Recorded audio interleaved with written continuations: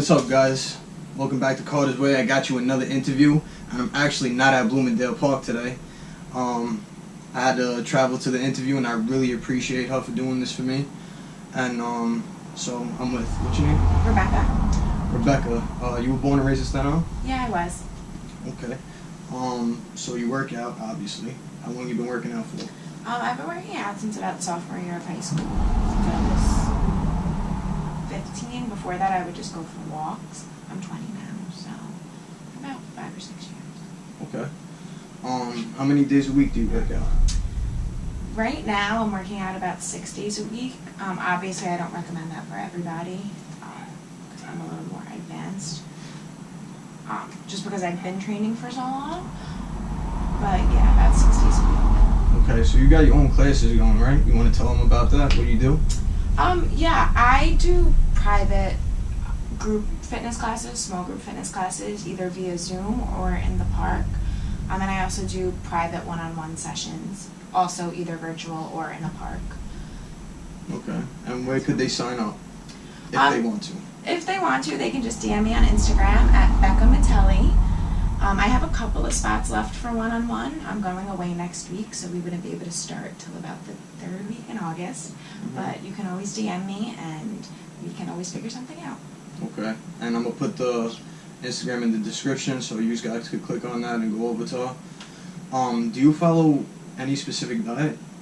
No, I'm all for balance. I'm actually in recovery from an eating disorder, so I try not to stress over what I eat too much. I'm a big believer in moderation. You can have the ice cream, but you still have to eat the veggies and the salad when your body needs it. But you don't have to kill yourself, you don't have to be extreme, and you don't have to be super restrictive or low calorie to be healthy. So you still do your thing, you don't, if you want ice cream, you're going to have it. But you just know that, it's not a good everyday thing? Exactly. Okay. Like if I'm going on like my 3rd day where I'm like, I want ice cream, I'm like, maybe I could have Greek yogurt instead, but that's where the moderation comes in. Like instead of having 3 slices of pizza, I don't eat pizza personally, but for example, instead of having 3 slices of pizza, maybe 1 slice and a salad. Just little healthy changes here and there make a big difference. Okay. I don't know how you feel about this, but I might have someone that comes across this video that may also have an eating disorder. You want to elaborate on that and tell them, maybe you had a problem at one point, but you could overcome that? Yeah, of course. So I was heavy when I was younger. I was about 180 pounds in my sophomore year of high school. By my senior year, I was 107 pounds at my lightest. People praised me for my weight loss because they thought it was healthy, but what they didn't see was the things that I were doing were extreme and unhealthy. I would eat 5 almonds a day and work out 4 times a day. Mm-hmm. So it was hard. I'm genetically predisposed. My mom suffered from an eating disorder as well.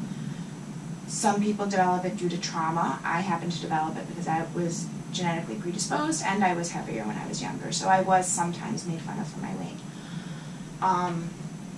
I went to treatment. I did what I had to do. I went to groups. I had like 3 different psychologists. And I went to Focus Personal Training Institute. I learned more about fitness. I started lifting. It wasn't just I started lifting and I recovered, but lifting did help me focus more on strength and health versus body composition and being thin. So that really helped me. And then just being surrounded by strong people who also went through similar things that I went through also really helped. Is that very important to surround yourself with people who are also into the lifestyle of working out? I think that it could go both ways. So for me, it was important because the people I was surrounded by were super healthy and super strong. I was around a lot of weightlifters, who also believed in moderation just like me. I think if I was around some of the trainers that we see who are selling skinny teas and waist trainers, I would have been very triggered by that.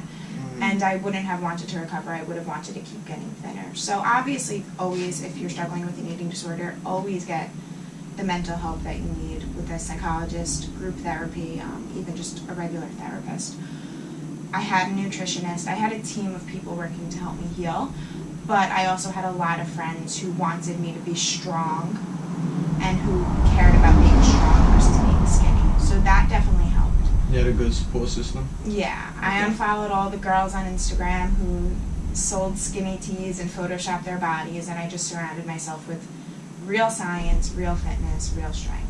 Okay, I think you need to pay attention because there is a lot of fake stuff going on Instagram, and we always, want to be like that too, but we got to go based off reality. And I just wanted to include that I was also overweight for really my whole life. It wasn't up until these last 2 years. I hit I think 203 pounds. Now I'm 143 or something like that. So I got made fun of and stuff like that. So you ain't the only one. What motivates you to keep working out?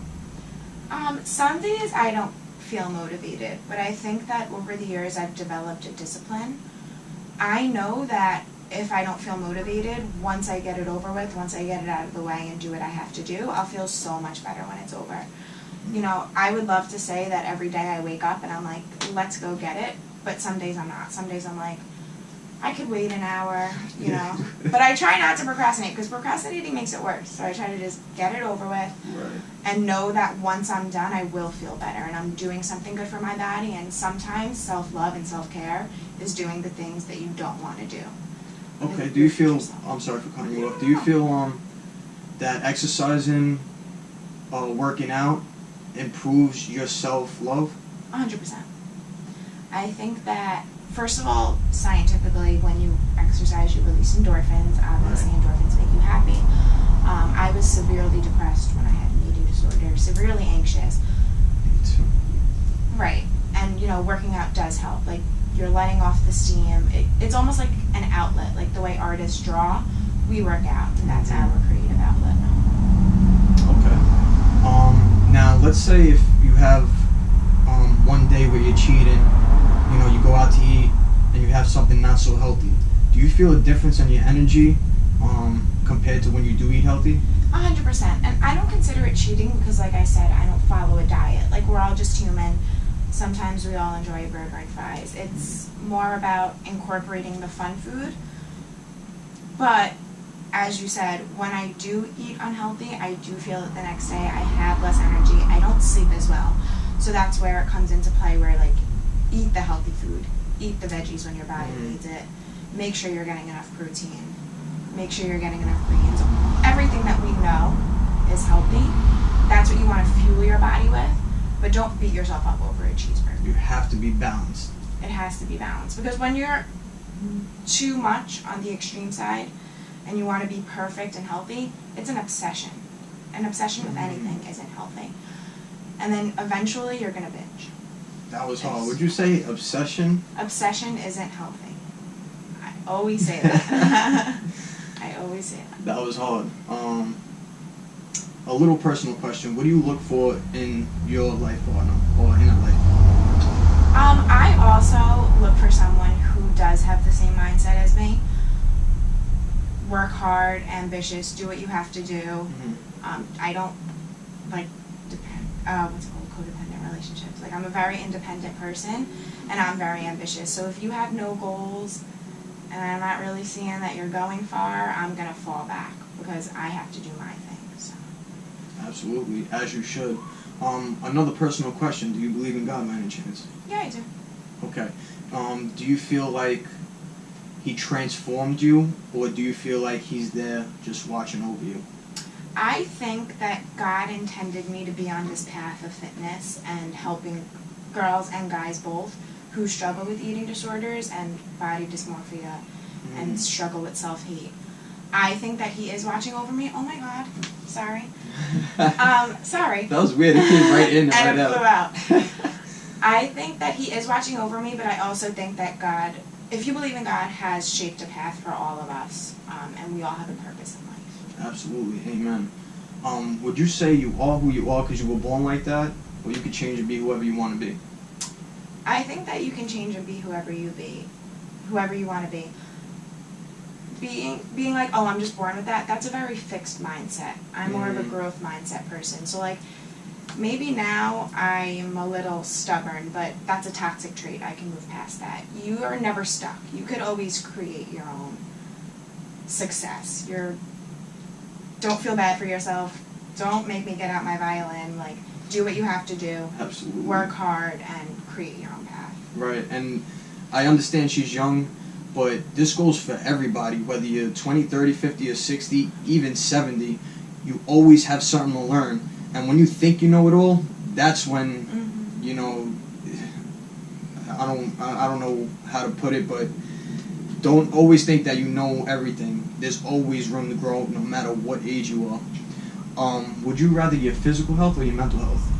I think that both go hand in hand. I think that if you're not physically healthy, you're not going to be mentally healthy because you're going to be worried about your physical health. And I think that if you're not mentally healthy, your physical health is going to deteriorate as well. When I wasn't mentally healthy, I wasn't physically healthy because I was starving myself. I was over-exercising. I was trying to destroy myself.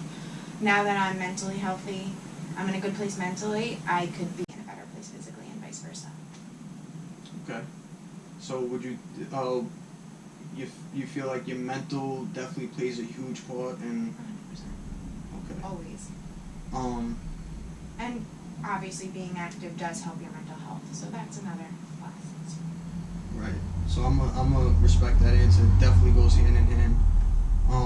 For my last question, would you, if you had a chance, would you relive your whole life, but you gotta lose everything you have learned, or would you stay right here and keep all the lessons?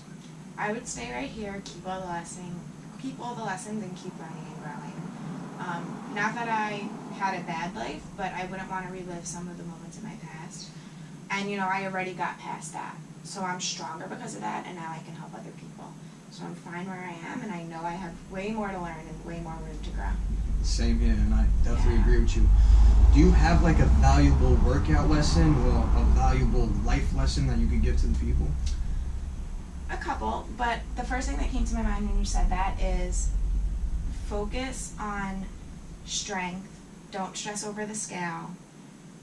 Compound moves always over single joint moves. You don't have to work out every day to be healthy. You don't have to work out 5 hours a day to be healthy. And, you know, you can work out with the intent to just be healthy rather than the intent to change your body. It doesn't always have to be about aesthetics. Sometimes it's just about health. Now, do these things come overnight? Because they might see other people that look good, but they don't know how long it takes and how much work they put in. You know, did it happen overnight for you? Definitely not. It doesn't happen overnight for anyone. I mean, some people are more genetically blessed than others, but your genetics plays a very, very small role. The people with the best physiques, the healthiest bodies, you know, and just because they have a good physique doesn't always mean they're healthy, especially with bodybuilders and competitive bodybuilders. Or mentally healthy. Or mentally healthy, exactly. He has a point. But nothing happens overnight. I mean, you don't get your degree overnight, and you don't get a healthy body overnight. It only makes sense, right? Of course. And that's why one salad won't make you skinny, one hamburger won't make you lose all your process. Nothing happens overnight. We are what we do repetitively. Right. That's right. So don't beat yourself up. Do you have anything, because you're like the first, you know, trainer, I would feel like, that's on my channel. Do you have any other gems you want to give them? Because I don't come across a lot of really... I mean, it definitely depends on your goal, but I would say every workout or every workout program should have a squat, a hinge, which would be a deadlift, a lunge variation, a push, an upper push, like a bench press, an upper pull, like a lat pull down or a row, and a heavy carry. So farmer's carries, front racked carries. You know, a lot of times you see a lot of girls doing like the glute kickbacks, and fine, to each his own. But if you really want to build a healthy physique and just be strong and overall a good athlete, every good workout program includes those things. I'll repeat it: a squat, a hinge, a push, a pull, a lunge, and a heavy carry.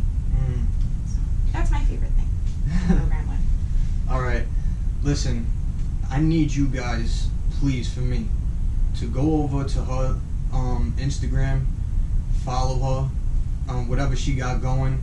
Go support her, please, because she did a very good thing for me, and I super duper appreciate it. She had me come over because she couldn't make it to the park, and she did this interview with me. So please, if you mess with me, you need to mess with her. And also, she might have things on there that you didn't know about, like certain type of exercises.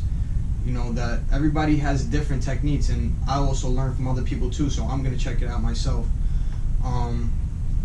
But that's all I really got, and like I said, I really appreciate you doing this interview for me, and one day we're gonna make it big. Yeah. All right. Cool. So stay tuned, hit that subscribe button. Like I said, go over to her, hit that follow button, and that's all I got. I'll see you again with another interview another day.